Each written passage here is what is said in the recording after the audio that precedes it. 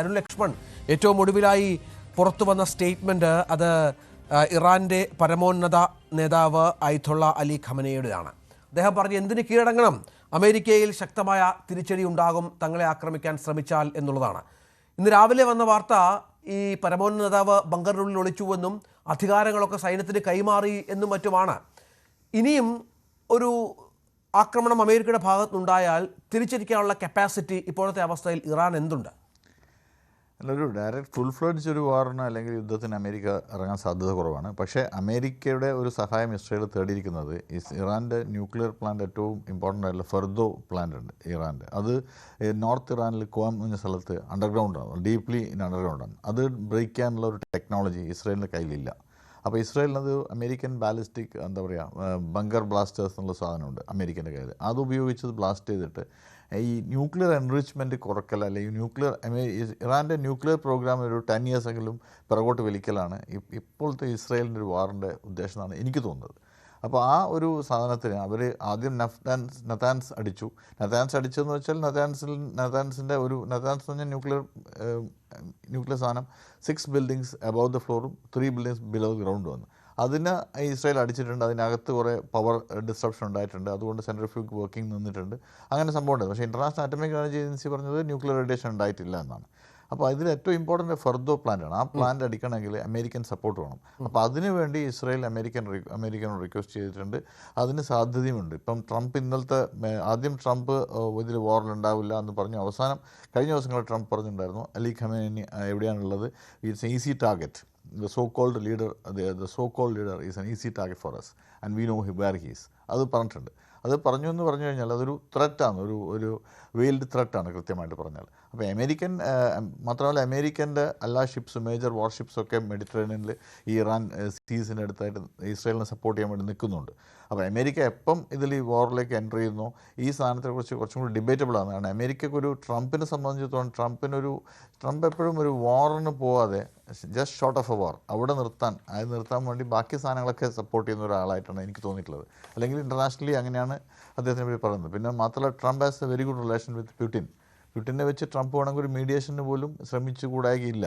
അത് ഒരു 2-3 ദിവസം കഴിഞ്ഞ് ഇവോൾവ് ചെയ്യേണ്ട ഒരു കാര്യമാണ്. പക്ഷേ അതിനുള്ള ലക്ഷണങ്ങളൊന്നും, ഈ മീഡിയേഷനുള്ള ലക്ഷണങ്ങളൊന്നും കാണുന്നില്ല. ഇപ്പം റഷ്യ ഏറ്റവും പറഞ്ഞിരിക്കുന്നത് വലിയ പ്രശ്നമുണ്ടാകും അമേരിക്ക ആക്രമണത്തിന് ഇറങ്ങിയാൽ എന്നുള്ള തരത്തിൽ തന്നെയാണ്. പുടിൻ്റെ പ്രസ്താവന അടക്കം വന്നു കഴിഞ്ഞു. തുർക്കി വിഷയത്തിൽ ഇടപെട്ട് കഴിഞ്ഞു.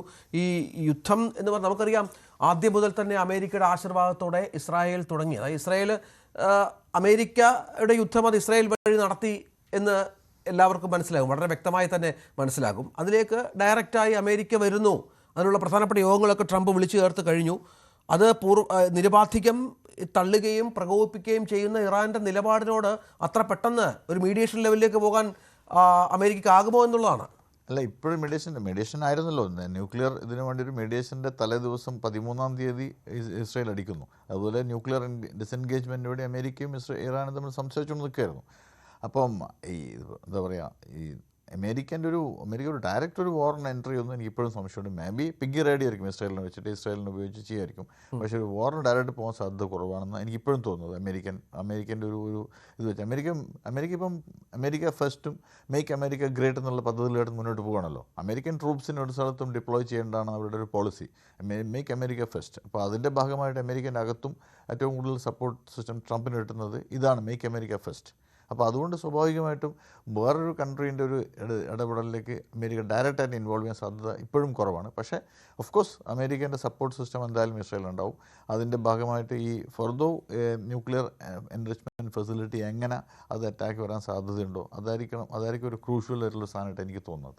അതായത് ഈ 3 ആണവ നിലയങ്ങളിൽ 2 എണ്ണവും ഏതാണ്ട് ഇസ്രായേൽ ആക്രമണത്തിൽ ഇല്ലാതായി, തകർത്തു എന്ന് വേണമെങ്കിൽ പറയാം. 3ാമത്തെ ആണവ നിലയത്തിനെ കൂടി ആക്രമിക്കുന്നതോടുകൂടി ഇസ്രായേലിൻ്റെ ആ ലക്ഷ്യമെന്ന് പൂർത്തീകരിക്കും. ആണവ സമ്പുഷ്ടീകരണമെന്ന ഇറാൻ്റെ നീക്കത്തിന് വലിയ തോതിലുള്ള തിരിച്ചടി നൽകാനും അത് കുറേ വർഷങ്ങളിലേക്ക് നിർത്തിവെപ്പിക്കാനും ഒക്കെ സാധിക്കും. അതിന് അമേരിക്കയുടെ സഹായം തേടുകയാണ് എന്നാണോ? അല്ലല്ല, പൂർണ്ണമായും ഈ രണ്ട് സാധനവും രണ്ട് ഫെസിലിറ്റീസ് നത്താൻസും ഇഫ്സാനും രണ്ടും തകർത്തു എന്ന് പറയാൻ പറ്റില്ല. മാക്സിമം ഈ നത്താൻസ് തകർത്തത് കൊണ്ട്, നത്താൻസിൽ ഇപ്പോഴുണ്ടായ ഡിസ്ട്രക്ഷൻ കൊണ്ട് ഒരു ഇയർ വേണമെങ്കിൽ ഈ ഇറാൻ്റെ ന്യൂക്ലിയർ പദ്ധതികൾക്ക് ഒരു തടയിടാൻ പറ്റും. 60% എൻറിച്ച്മെൻ്റ് അവിടെ ഉള്ളത്. പക്ഷേ ഫർദോയിൽ IAEA international atomic energy agency 2023 ഒരു സ്റ്റഡി നടത്തിയപ്പോൾ പറഞ്ഞത് 83.7% എൻറിച്ച്ഡ് ആയിട്ടുള്ള ന്യൂക്ലിയർ മെറ്റീരിയൽ അതിലുണ്ടെന്നാണ്. 90% ന്യൂക്ലിയർ ബോംബാണ്. ന്യൂക്ലിയർ സാധനം ഉണ്ടാക്കാൻ പറ്റും 90% ആണ്. 83.7 വരെ IAEA കണ്ടു എന്നാണ് അവരുടെ ഒരു സ്റ്റേറ്റ്മെൻറ്റ് ഉണ്ടായിരുന്നു. നേരത്തെ ഞാനോട് വായിച്ചിട്ടുണ്ടായിരുന്നു. അപ്പോൾ ഫർദോ പ്ലാന്റാണ് അവർ ടാർഗറ്റ് ചെയ്യുന്നത്. ആ ഫർദോ സാധനം ടാർഗറ്റ് ചെയ്ത് കഴിഞ്ഞാൽ ഇറാൻ്റെ ന്യൂക്ലിയർ ഫെസിലിറ്റീസ് അല്ലെങ്കിൽ ന്യൂക്ലിയർ ബോംബ് ഉണ്ടാക്കാനുള്ള ഇറാൻ്റെ ഒരു സംഭവത്തിനെ കുറേ കാലത്തേക്ക് കർട്ടൈൽ ചെയ്യാൻ പറ്റും, അല്ലെങ്കിൽ പിന്നോക്കം വെക്കാൻ പറ്റും എന്നാണ് ഇസ്രായേലിൻ്റെ ഒരു പോളിസി. അപ്പോൾ അത് ആ സാധനം നടപ്പിലാക്കാണ്. പിന്നെ ഖമേനിയുടെ അസാസിനേഷൻ എന്നൊക്കെ ഇസ്രായേലിൻ്റെ ആദ്യത്തെ തന്നെ പോളിസി ഡോക്യുമെൻ്റ് ഉണ്ടായിരുന്നു, ഈ പുറത്തു വിടാത്ത ഡോക്യുമെൻ്റ്. പക്ഷേ അത് അമേരിക്ക ആദ്യം തന്നെ ഫ്ലാഗ് ഡൗൺ ചെയ്തു എന്നാണ് ഇൻ്റർനാഷണൽ ഡിപ്ലോമാറ്റ്സും ഇൻ്റർനാഷണലി ജേർണലിസ്റ്റും ഒക്കെ എല്ലാ സ്ഥലത്തും വന്നിരിക്കുന്നത് അങ്ങനെയായിരുന്നു. തീർച്ചയായും ശ്രീത് പണിക്കർ